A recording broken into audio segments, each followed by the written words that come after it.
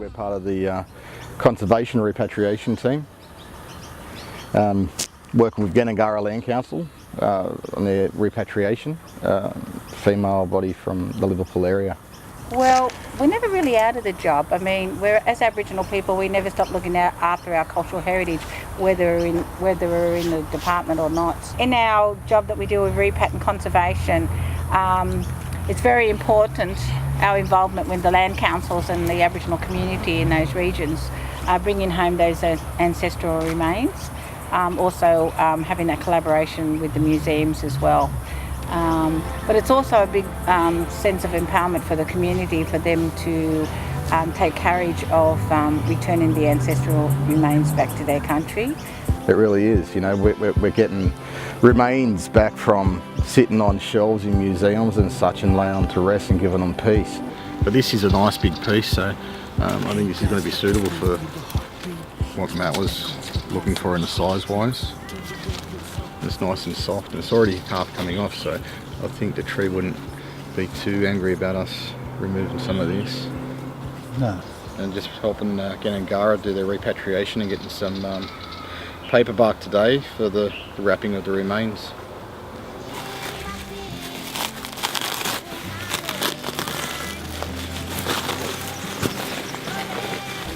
One there would nearly... That'll nearly do it for sure.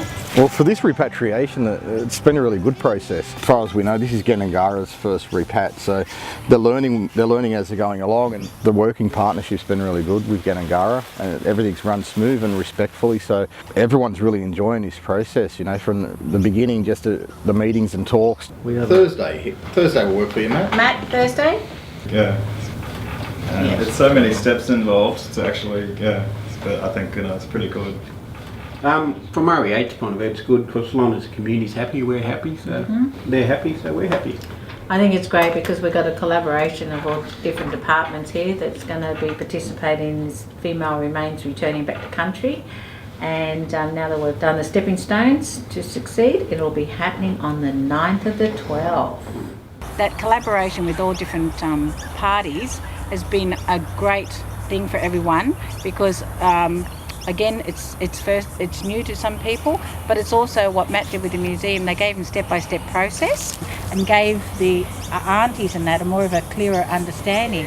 I think there's a lot of avenues that can be used to actually educate the young ones in the schools about the repatriation and how what its processes are, you know. I think educate the elders too, because we don't know anything about it. No, that's right. And that we've got to be educated so it can be passed on. So yeah, I should probably let you know because we're going over to the Shellshire Museum. So that's a museum of osteology. It's where they teach all the doctors how to work with bones and things like that. So there is human remains on display in there. So if you're a bit windy or a bit of an issue about that, it's fine. We can arrange for you to meet downstairs. But there's also one set of Aboriginal remains on display, which is the Narrabeen Man ones. But Denise, who's the forensic anthropologist there, she's worked with these remains for about 25-30 years, so she's the best person to talk to about just any questions or issues that you have. There's actually only one set of Indigenous remains out, and that's from Metropolitan Land Council, and they're happy for them to be on display, and I'll explain that to you if you like. But you won't see them as soon as you go in anyway. But what you'll see are you'll see some mostly casts, just plaster casts of skeletons, but there will be some real ones. You've got to ensure that when the day comes, everything's going to be running smoothly. So the background work, it does take a little bit of time. There's a lot more to it than what I ever thought. It's something that really brings the community together, and all the different ones that I've worked at. The actual days of the handover or the actual return to the ground is always a really special day. You talk to the community afterwards and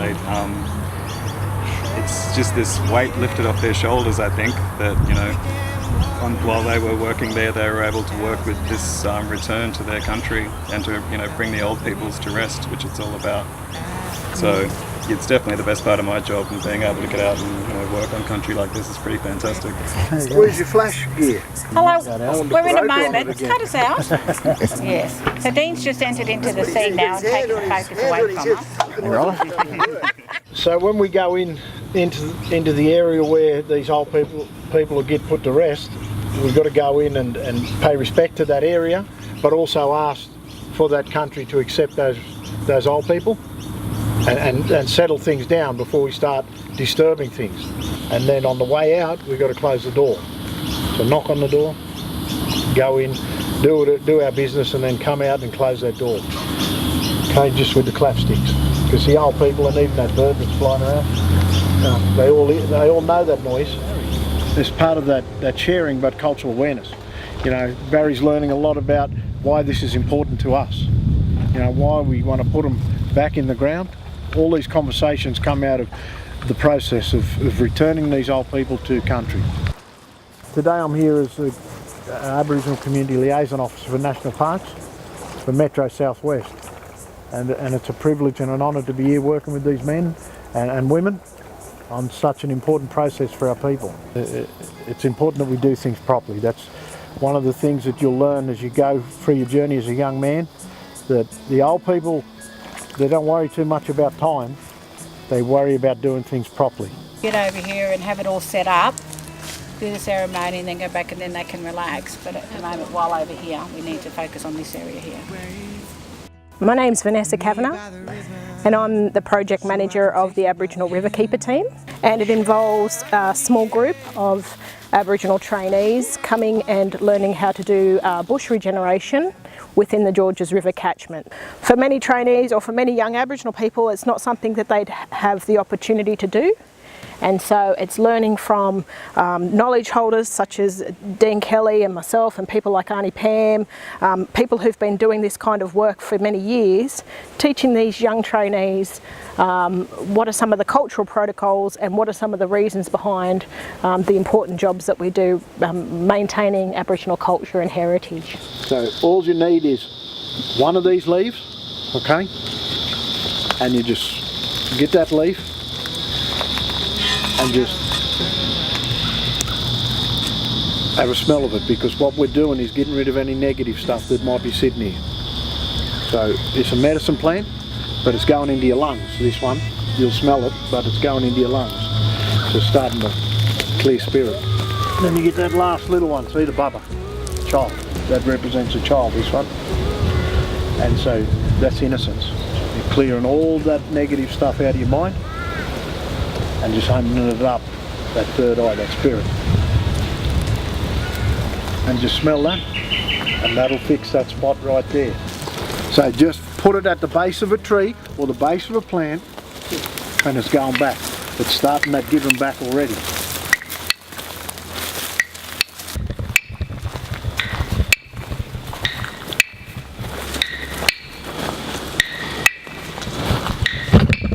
This one's going to get the different mark. Okay. It's going to get the Coolaman, but it's also going to get the 3 lines. Okay.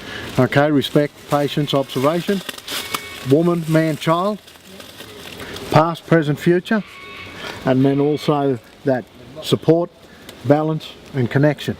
And the boundary on the outside is the responsibility to hold it all together. Brad, when you place the package on that east-west, because you don't have the skull, okay, which you'd usually would point to the east, but put that package a long ways on that line, yeah. So it'll have that, and that old fella coming up in the morning. Yeah, this is just great to actually see the process. There's so much hard work goes behind the scenes. Normally we just hand over the box, but yeah, to actually see all the steps in the process, you know, all the ceremony that the community bring to it, it really opens your eyes a bit actually. It's really great. It just shows you how much work's involved in actually doing this and why each one takes so much time to get organised. You know, it's not just a quick process, you really have to think it through. There's so many logistics of where things need to be returned to. you know, most of the time you can't put them back where they were found, so you always have to have these partnerships with national parks and river keepers and different organisations like that. It takes a real team of people to actually bring it all together. You know, it's a shock for most communities. You know, not everyone knows the history of collecting Aboriginal remains, and you know, even for people who are familiar with it, the actual scale of it when you see it up close is just massive. The community have a lot of questions. A lot of the time they want them back where they were found, and that's not possible. So you really need to bring in a lot of, you know, agencies and state government representatives and things to actually rebury these on country. I mean, it's not like we just pick a plot at the cemetery and rebury them there. They were taken from country, so they need to be put back in country, because, you know, the land is an ancestor, and these people are going back to meet their ancestors as well. It just comes off. And the reason we've done it is two reasons: to mark the site as a marker tree, but also for the call them an Brad, for the ceremony when we come in. So when we go on the last leg of the boat, we'll take the remains across. Is that okay with you? Yeah, that's all right. Yeah, she's okay.